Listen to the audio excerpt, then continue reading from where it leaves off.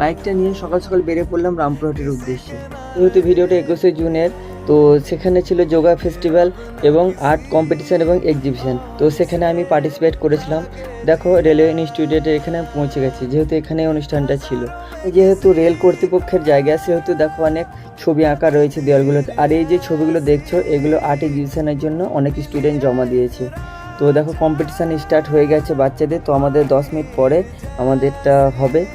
এই দুটো স্টুডেন্ট আমার স্টুডেন্ট, ওরাও পার্টিসিপেট করেছিল। এখানকার মানে সর্বসাধারণ গ্রুপ, মানে অর্থাৎ গ বিভাগের গ্রুপে আমরা ছিলাম। সেহেতু এখানে আমাদের বলেছিল যে মাইকেল অ্যাঞ্জেলোর ছবিটা তোমাদের দেখে দেখে করতে হবে। তো সবাইকে একটা করে জেরক্স কপি দিয়েছিল।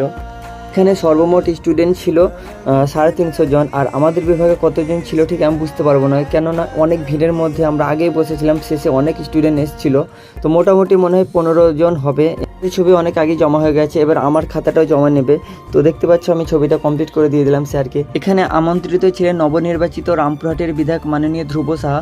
ওনাকে উত্তরিয়ে পড়িয়ে বরণ করে নিচ্ছেন। ড্রয়িং কম্পিটিশানটা যেহেতু বেলা 11টার সময় শেষ হয়েছিল এবং ফলাফল হবে বিকেল 4টের সময়, সেহেতু মাঝে সময়টা আমি একটা বন্ধুর বাড়িতে গিয়ে সেখানে চান টান করে ফ্রেশ হয়ে খাওয়া দাওয়া করে আবার বিকেল 4টের মধ্যে পৌঁছে গেছিলাম। ফোন করে যেহেতু আগেই জানিয়ে দেওয়া হয়েছিল রেজাল্টগুলো, তো আমাকে শুনে খুবই আনন্দ পেয়েছিলাম এবং খুশিও হয়েছিলাম। তো আমাদের বিভাগে আমি ফার্স্ট হয়েছিলাম এবং সেকেন্ড হয়েছিল ভাস্কর্য এবং থার্ড হয়েছিল করবি বলে একটা মেয়ে।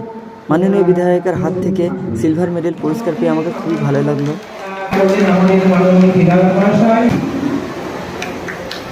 আমাদের এই 3টে ছবিকে দেওয়ালে আবার টাঙানো হয়েছিল। তো কেমন লাগলো তোমাদের অবশ্যই কমেন্ট করে জানাও। টাটা।